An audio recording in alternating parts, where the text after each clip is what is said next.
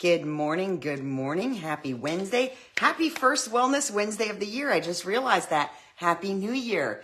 If you're just stumbling on my page, my name is Donna. I am a mom, a nana, a wellness advocate, grad school student whose second term is starting on Monday, a part-time employee for NAMI Citrus, which is a grassroots organization on mental illness, mental health, however you want to look at it. I personally like the word health better than illness, but whatever. And I started Wellness Wednesday because I found it very helpful as I was on my journey battling depression and anxiety to learn from others, especially support type groups and people that had been through this type of thing before. So, and I also find that sometimes people can learn from me. So Wellness Wednesday seemed like a great forum here live on Facebook to have those discussions and talk about different things that affect our wellness. And you can always comment or send me messages with questions, with your own experiences. Share your own experiences with us in the comments, whatever. Definitely encourage you to do that. Good morning, Miss Kayla. Absolutely always feel free to message me if you have any topics you'd like to see me cover. If it's something I've already covered, I can tag you in that video. These are live, so they stay here even after I'm done. And as long as you want to scroll back through my page and look for them, you can find them all or go to the video tabs of my profile and find them there. Happy New Year. Like I said, I'm so glad you're here. 2024, we made it. We've got a bright, shiny new year in front of us.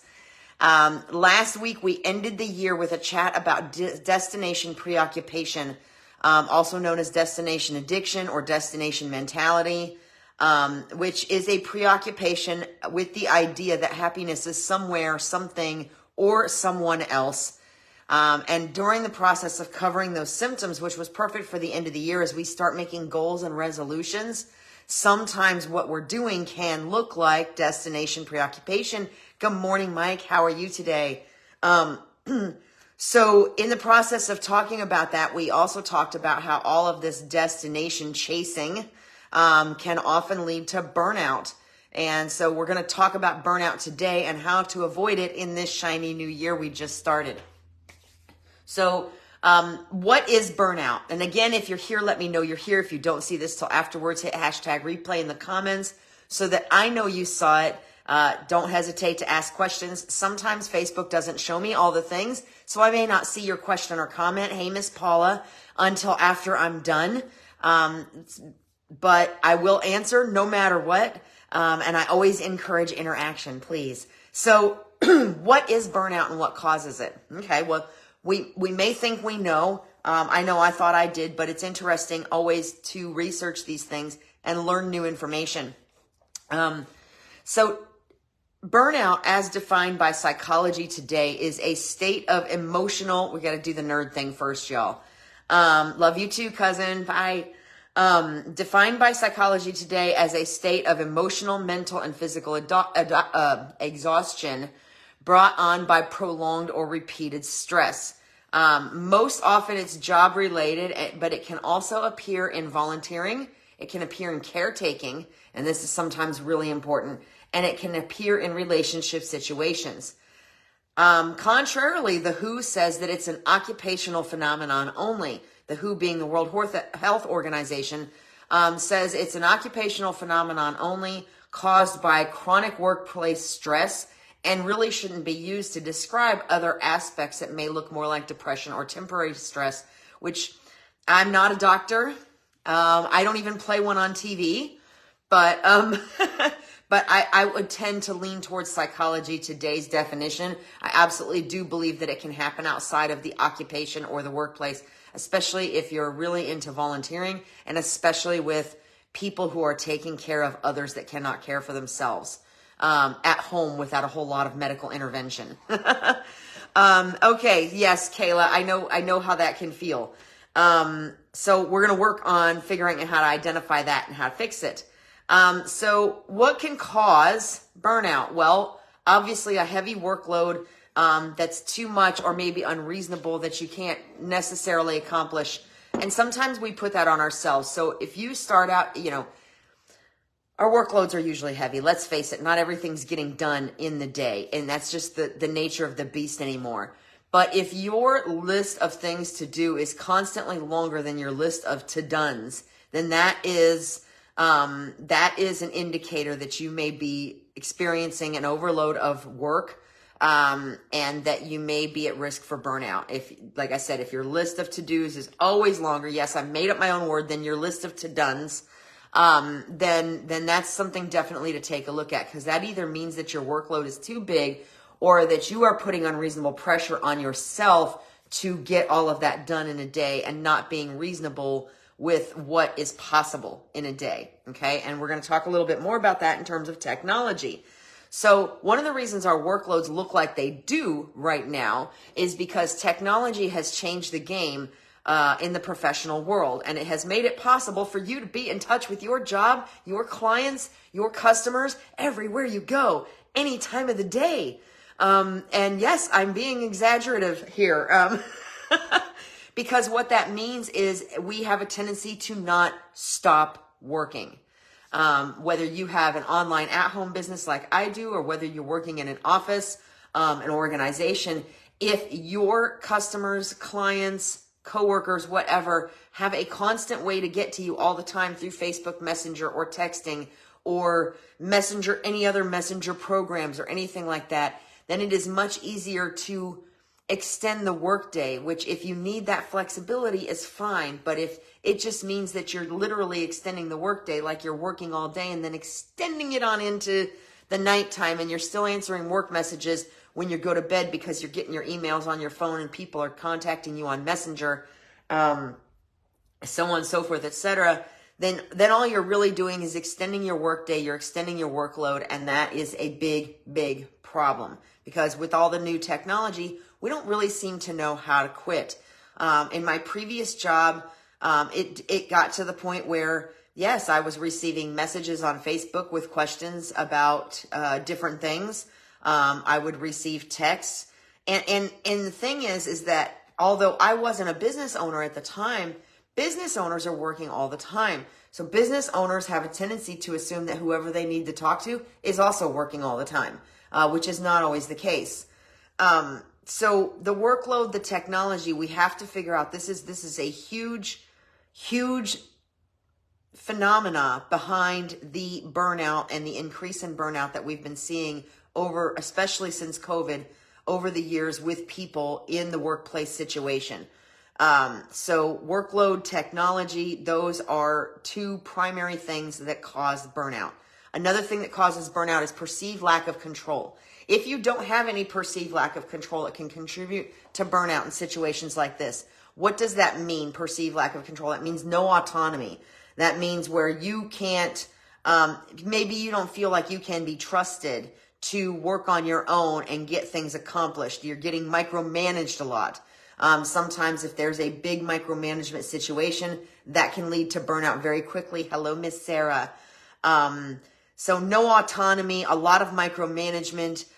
Maybe you've got a boss or a coworker, that mostly a boss in this situation, that gives you things to do and then constantly takes it back to, or is constantly over your shoulder to see if it's done, to see if you're doing it right. All of those things, instead of just trusting you to take off with it. That can really erode at self-esteem and self-efficacy in the workplace and make it very, very difficult to have any kind of perceived control. So that's where that comes in. And sometimes this can actually work the opposite. Depending on the personality, sometimes having too much autonomy can be a problem. To the point where if nobody's ever checking on you and nobody's ever expecting you to check in with them, or giving you any kind of feedback on anything you're doing, sometimes that can lead to burnout, because then you really start to feel that you don't matter in your position if you're not hearing from anybody and nobody's saying good job or why did you do that way, or just even checking on what they've given you to do. I know that at one of the jobs that I held, I spent an inordinate amount of time alone. And there were times, yes, burnout, Victoria. I feel like you can identify. Good morning, Miss Carla. So I spent an inordinate amount of time alone in this job, kind of trying to do everything myself. So I had two things going on there, which was the workload, but also the fact that there was rarely feedback from anybody. And because I was the only one there, I think at times those people were hesitant to give me feedback for fear it would make me angry and chase me away, right? But not having that feedback, good or bad, and spending so much time alone figuring out how to do things and just cranking out things left or right. If it's the wrong personality, if you're the type of personality that needs a little bit of feedback and needs a little bit of kudos then sometimes too much autonomy can be a problem as well. So perceived lack of control, such as no autonomy, micromanagement, or too much autonomy for the wrong person.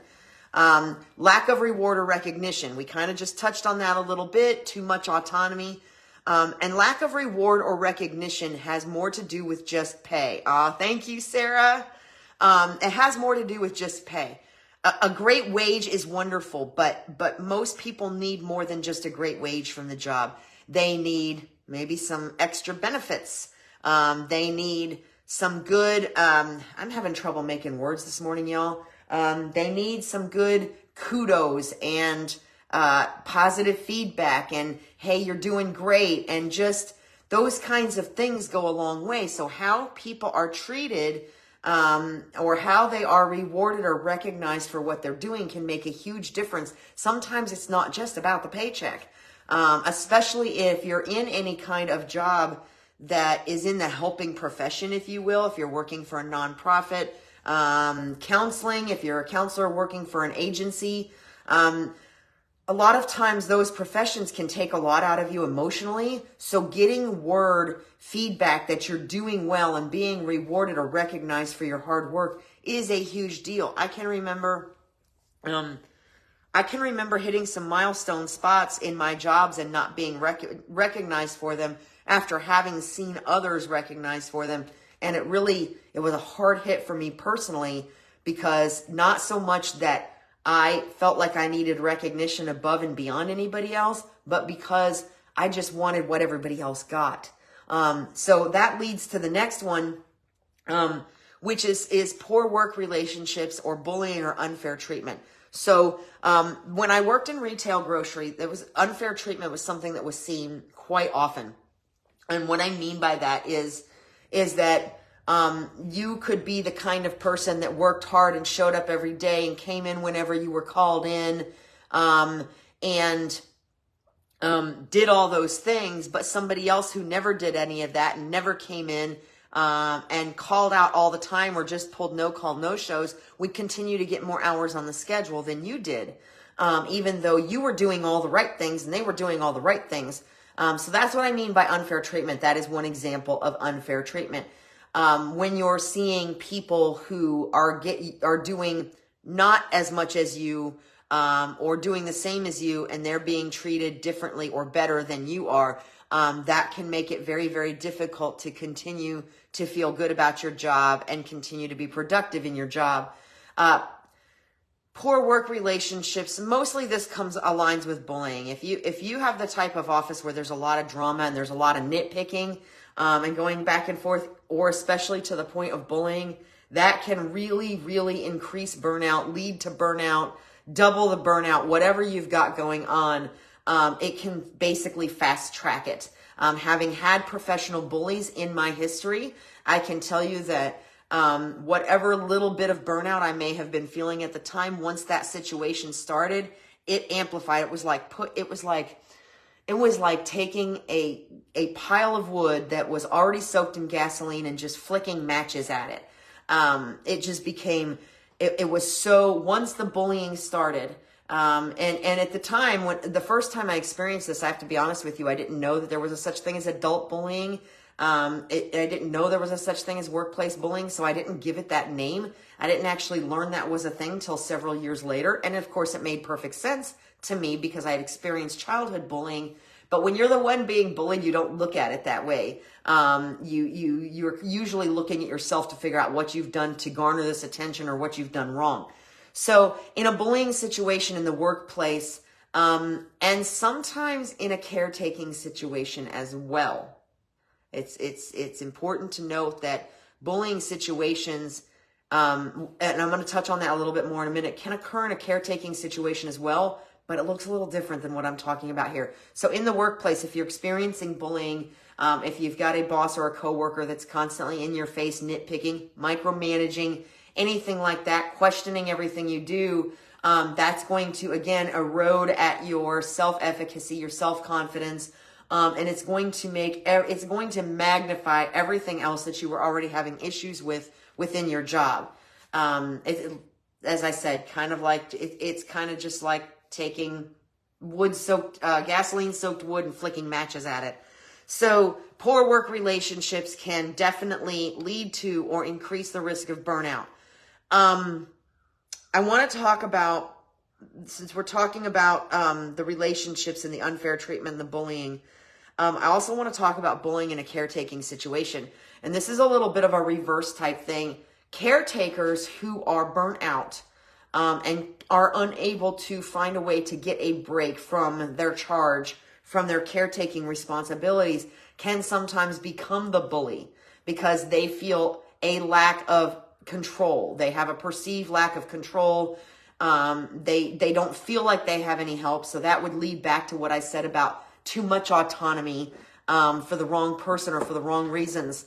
And so sometimes they can become the bully, and it's important in that situation to recognize that that can be dangerous for the person you're taking care of and for yourself, and that definitely, and we're going to talk about the symptoms here more in a minute, but if you are in that situation where you are becoming the bully, you're snapping off at your charge, kind of losing your noodle a little bit on them, getting angry with them on a regular basis, then you may be at danger of it becoming more physical and need to remove yourself from the situation as soon as possible. That's another side of burnout that we may not dig into much today, but I did want to touch on it. So, value mismatch, personality mismatch. There's an interesting article here that I found in my research from Berkeley University. And it's not wrong. I've seen this and experienced it before. But what we mean by, or what I mean by value or personality mismatch is burnout is more likely to happen if you are working for a company or an organization, or volunteering for a company or organization that doesn't align with your goals. And you're like, wait a minute, what do you mean doesn't align with my goals? If I'm working there, it should align with my goals, right? Especially if I'm volunteering. Not necessarily. It may be that when you first started working there or volunteering there, that it did align with your goals. But that over time, as you've grown as an employee, as a person, whatever your goals may have changed a little bit. Or you may have learned a little bit more about the organization you were working for than what you knew when you first started. And they may have changed. They may have changed some of their positions on things. There's all kinds of situations where that misalignment can happen and it just no longer works for you. And when you stay in a situation like that where the values don't match anymore, sometimes that can lead to feelings of unfulfillment, lack of sense of purpose, and that will increase or lead to burnout. So one of the things when we talk about personality traits, it's important also to make sure, and it's not always easy, and sometimes it takes us until we're 40 or 50 years old to figure out where we should be based on our personality, right? Because jobs are usually not given to us based on our personality traits. They're given to us based on our ability to fulfill criteria for that job, right? And sometimes as we get in there, we find out the personality traits don't really go along with that job as much as we thought we might be able to. So what they mean by this is some people with particular personality traits, and this is according to this article by Berkeley, and this is where the role of the individual, like your role in becoming burnout, is crucial. It's not just about other people. Sometimes it's about you and the way you look at things and your attitude towards the job as well. So some people with particular personality traits or career paths may suffer burnout more easily. For those such as those that have higher levels of neuroticism. Wow, that was different.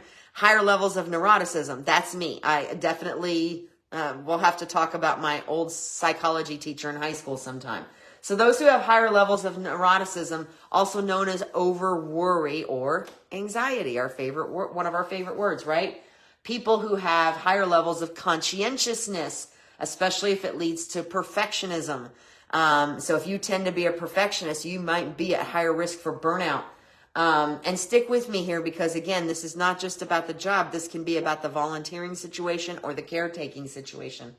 And introversion, especially in a highly social office. If you are an introvert and everybody else in your office is chatting all the time and sometimes there's a lot of drama involved in that and there's a lot of coffee breaks over at the water cooler or whatever, that may be difficult and lead to higher risk of burnout for somebody that has difficulty engaging in that type of situation, who's an extreme introvert and doesn't do well with that. Healthcare workers and teachers have higher levels of burnout than other professions because of the nature of their work and the personality types that are drawn to those jobs. And again, this is where we touch back into caretaking and volunteering, because people that want to help, especially if you're not being fulfilled in your job situation, those people often seek volunteer positions to kind of fill that hole. And sometimes, I don't know about you, but I've been in situations where volunteer positions can get really ugly really fast. So if you're volunteering and you're feeling burnout, we're going to actually talk about that just a little bit when we get to the how to fix it section. So let me keep going because I rabbit trailed. Okay, so another thing that causes burnout is extreme commitment that results in neglecting your own needs. Self-care is super important. It's super important on any level, whether it's burnout, anxiety, depression, any of that. Self-care is super important. And if you are working so much that self-care is going out the window, then there's probably a balance issue there that can create a problem. Extreme commitment, giving into that technology, still answering messages at 11 o'clock at night when you're climbing into bed. Those are the things that can really have an impact on your ability to not feel overwhelmed and not feel burnout. Sometimes it can have as much to do with not being challenged as with being overwhelmed. People who are in jobs that do not challenge them, or who have gotten so good at their jobs that there's nothing new there anymore and everything seems kind of humdrum and just automatic, and it's very difficult to get excited about anything because nothing changes. Those can lead to burnout just as quickly as jobs where you are overloaded. And I know I experienced that myself. In fact, most often my change of jobs, if I did change jobs, had as much to do with boredom as it had to do with wanting more, being overloaded. And in fact, sometimes if I got too bored at my job, I was known to make mistakes, not on purpose, but sometimes I would make stupid mistakes that would cost me, hours of looking around and, or looking for money when I was working in the cash office at the retail grocery store. And it would be the dumbest mistakes. And I swear it was just because I was bored and it was subconscious and I was trying to give myself something to do. So not being challenged enough in your job can sometimes directly result in burnout as well. So that's what burnout is and what causes it. What do the symptoms look like? Well, they're pretty simple symptoms and they're going to sound pretty familiar, pretty similar to symptoms of anxiety and depression. Fatigue, mental and physical fatigue. Now this might look a little bit different. Mental fatigue for me is the inability to just make decisions or even get yourself all the way through a sentence. Like if you can't complete a thought process, you can't complete a sentence, and you can't make a simple decision, your brain is tired. Some people can identify that. Some people aren't able to identify that. And they think there's something wrong with them when they're in that state, when really they just need to chill and do something that maybe doesn't require any brain work. When I'm mentally tired, physical work is a good thing because it's something that I can use my body for without giving any thought to or having to think about too much. Good morning, Danielle. So the physical fatigue looks a little different. You might physically feel tired all the time, but you may struggle to get out of bed. And this would also be indicative of anxiety and depression, right?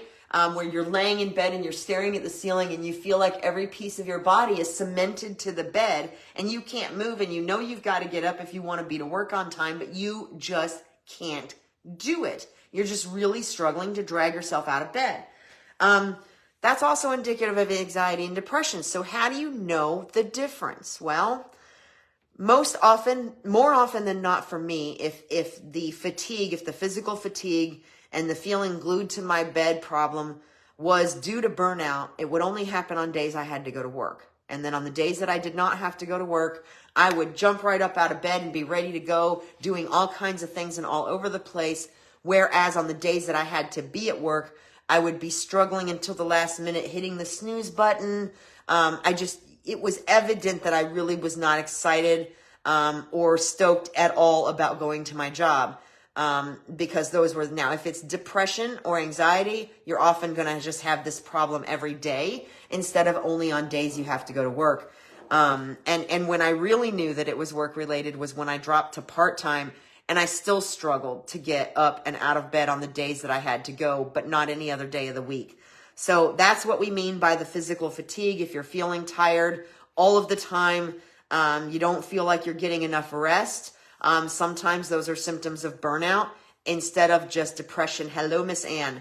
Apathy or dissatisfaction towards your job, where you're constantly questioning yourself, am I making a difference? I don't know how much longer I can do this. And your general demeanor towards your work is dissatisfaction with everything and just general apathy, like you don't care. You know what? I didn't get that done today. Oh, well, instead of rolling it to your list for tomorrow or staying a little late. Apathy or dissatisfaction are huge indicators of burnout. Increasing mental distance, negativity, or cynicism. Now, here's where we got to talk about caretaking a little bit too, because this is not just in the workplace.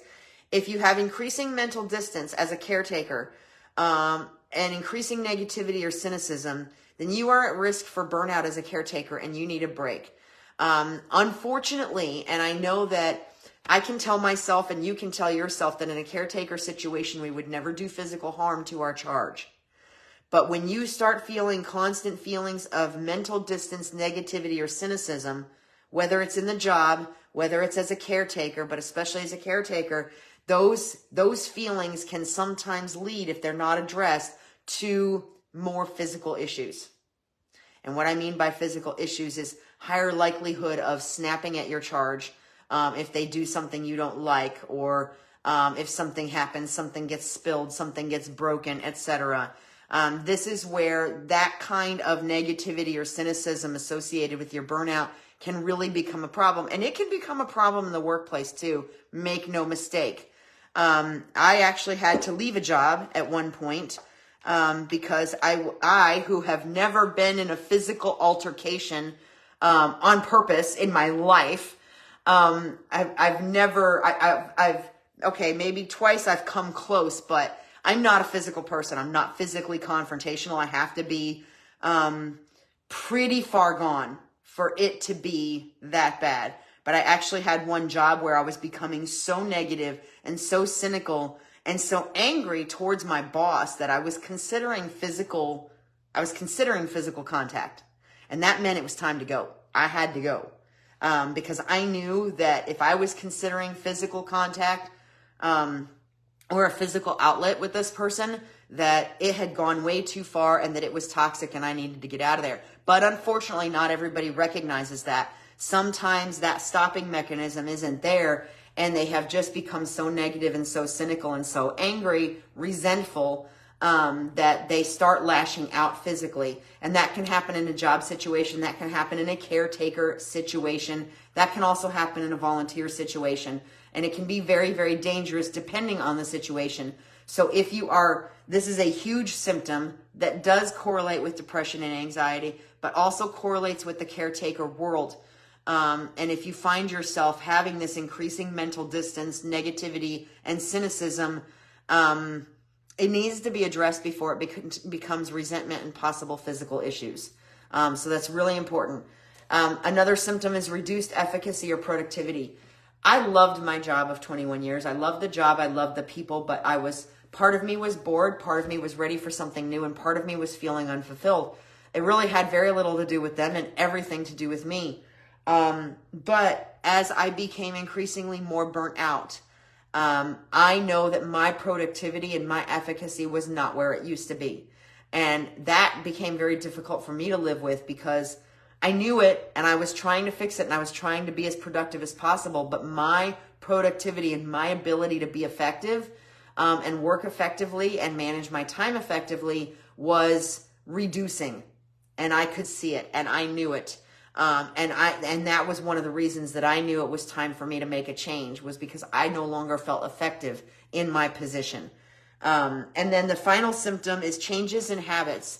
And again, these are going to closely mirror depression and anxiety. Changes in sleep habits, eating habits, more headaches, more irritability, gastrointestinal distress. A lot of times when people are stressed out, this is where it goes, right here. Or it just goes to whatever the weak spot in your body is. So those are also signs and symptoms, not only of anxiety and depression, but also burnout as well. So how do we know the difference? How do we know the difference? Again, burnout, if you're not already experiencing depression and anxiety, can increase the risk of depression and anxiety. Some of the symptoms do overlap, so it's important to be aware. If you're experiencing negative thoughts about all areas of your life, including, yourself, if you're experiencing low self-esteem, hopelessness, things like that outside of the workplace, then it may actually not be burnout and it may be depression that you are experiencing. However, if most of these feelings are related to work, if your apathy, your inability to get out of bed, is something that disappears on your day off, then that's a pretty good sign. And the days you feel the most tired are when you have to go to work, or the night before when you realize you have to go to work. Those are the signs that you may be experiencing some serious burnout. Whereas some of these signs, if they're going on and you're turning them inward on yourself, and you're feeling like low self-esteem, and you're feeling hopeless, like you don't have any help or you don't have any purpose, then it's probably time to seek help, because it may be something more than burnout. So how do we fix it? Well, you got to take a break. You got to take a real one. And I don't mean take a vacation while you're still checking your work email, which I was famous for. I could take 10 days off and I would still be checking my email every single day. I might not have been responding to it, but I was deleting the ones that didn't matter, and I was reading the ones that did, and I was sometimes forwarding them to other people. That's not a vacation. I have a friend, I love her to pieces, but a lot of times when she's on vacation, she's got her laptop and she's working while she's on vacation. This is what I mean by that technology that extends our workday, extends our burnout. So take a break, a real one. Take a vacation without checking your email, without checking your voicemail. If you are a caretaker, see if you can get somebody else, like comfort keepers, some type of helper to come in, even if it's just for one day a week for a couple hours, to help take care of your charge so that you can take a break. These are really important things. You have to take real breaks. I was also famous for nickel and diming myself to death. Instead of taking a real vacation, I would often just take long 4-day weekends. I would eat up my paid time off by taking 4-day weekends more frequently. But then I never really got more than a 4-day break. And so that can also lead to burnout. So you have to take a real break, take a real vacation, or just, walk away from your phone. If you're working at home, this can be difficult also to take a break. Walk away from your computer, walk away from your phone, go do a workout, go for a walk, go do something that doesn't involve any of the things you've been staring at or working at with all day. Take a break, a real break, not just, like I said, not just, I'm going to take a staycation and keep an eye on take all the phone calls and the emails while I'm at home anyway. That is not a real break. Evaluate your situation honestly. Burnout does not mean you have to quit your job. It doesn't mean you have to quit your volunteer position. It doesn't mean you have to quit anything. What it does mean is that you might need a little restructure. You might need to talk to somebody like your boss and look for a little restructure and say, I'm not feeling challenged. What else can I do? And of course, sometimes taking on more might just make you feel better. Sometimes it involves an extra wage. That can be a little dicey, but you need to evaluate your situation honestly. When I first started experiencing burnout in the retail setting, I changed departments. I talked to my boss and I changed departments. I started learning how to do different things in the grocery store to get me out of the front office and away from the constant face-to-face customer service contact, to give me a break. And it made a difference. I also learned how to run a liquor store and how to change out signs and tags on ad change day. So I learned a lot of new skills as well, which challenged me and helped with the burnout situation. Excuse me. So evaluate your situation honestly. Can you make a department change? Can something change about your position or something be restructured to help challenge you or to help take off some of the workload? Is your workload so big that you're not admitting that you need help or delegating when you really should be?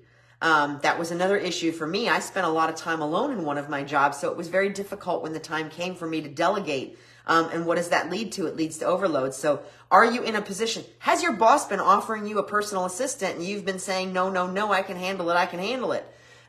It might be time to listen to the boss and take the assistant, right? In this situation of caretaking too, again, evaluate your situation honestly. If you know that you're struggling and that you need a break, that your attitude is changing, then you need to look at something different. You need another family member to come in and help. Maybe somebody from the medical field if the insurance will cover it. Maybe it's time, if that person's needs have gone way beyond your ability to care for them, then it may be time to consider an assisted living facility for the person you're taking care of. Those kinds of things. And be honest with yourself. Is your problem really your attitude and the way you're looking at things?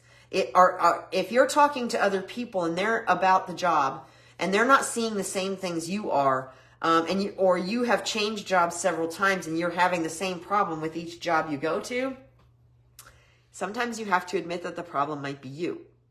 I know that's painful. I've been there. But sometimes you have to admit that the problem might be you. So if you can change something by changing your attitude or your thinking about the job, and that could be just as simple as it's time to go to work instead of, oh, I gotta go to work today and I don't want to. What can I learn at work? I get to go to work. I get to make money to pay my bills. I wonder what's going to happen today. I wonder what I can learn today. Changing the way you think of it. I get to go to work instead of I have to go to work. Sometimes just reframing your thinking about it can change your attitude towards it, and that can make a huge difference. But again, you need to evaluate your situation honestly. Is this something that can be remedied by a little bit of a department change, a little bit of a restructure of your position, maybe some new responsibilities, losing some responsibilities? It does not mean you have to quit your job. You must nurture your non-work related hobbies and take care of yourself and exercise self-care to help prevent burnout, to help solve burnout. You should be nurturing your non-work related hobbies every chance you get outside of work.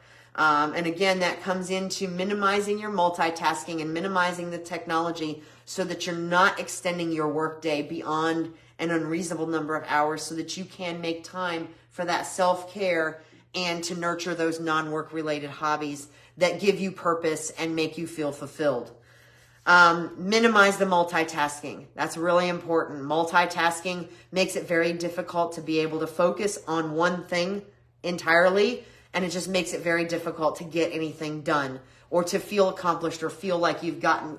We have a tendency when we're multitasking to, for lack of a better way to say it, excuse my language, but to half-ass things a little bit more. And so nothing gets done as well or as quickly.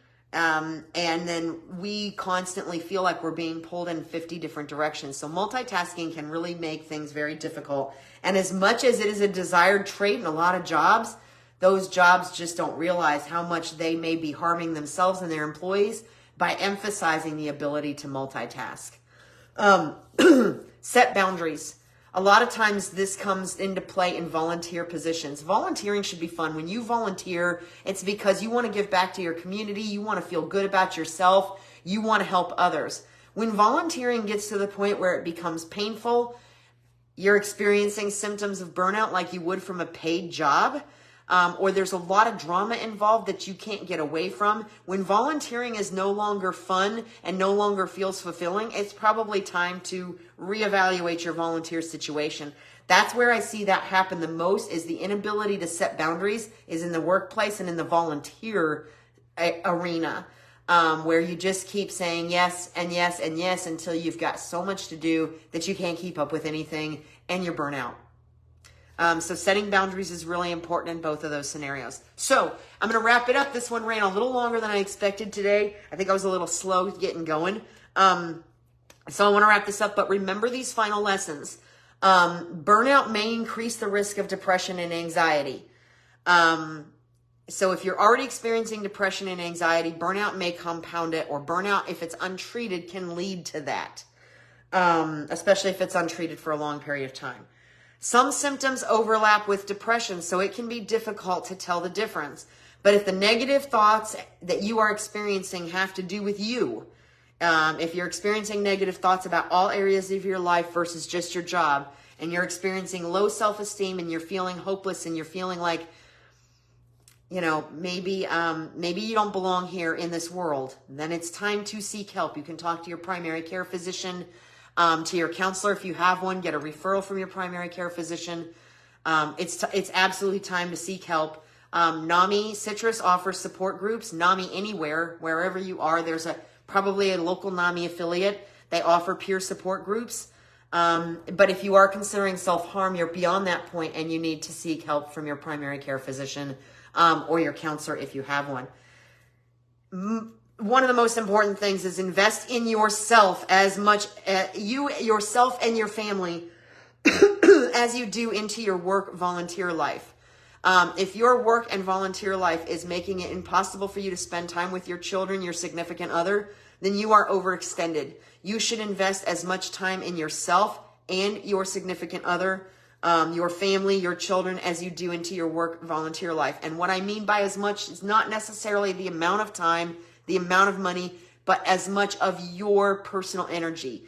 So if even when you're spending time with your family, if you're just not there, if you're not present, then you are overextended and it's time to do some reevaluation. And finally, if these things are, if these things are happening and they've been happening for a long time, and you just can't seem to shake it. And when I got to I'm not, like I said, I'm not telling you should quit your job ever. But when I got to the point where even a 10-day vacation didn't shake the burnout, I knew it was time to make a change. Did I just quit my job and walk out the door? Absolutely not. I developed an exit strategy and I started working on the things that would make me able to do what I'm doing now, which is working part-time remotely for an amazing mental health organization, going to grad school, doing the things that fulfill me and fulfill the purpose that I feel God has for me.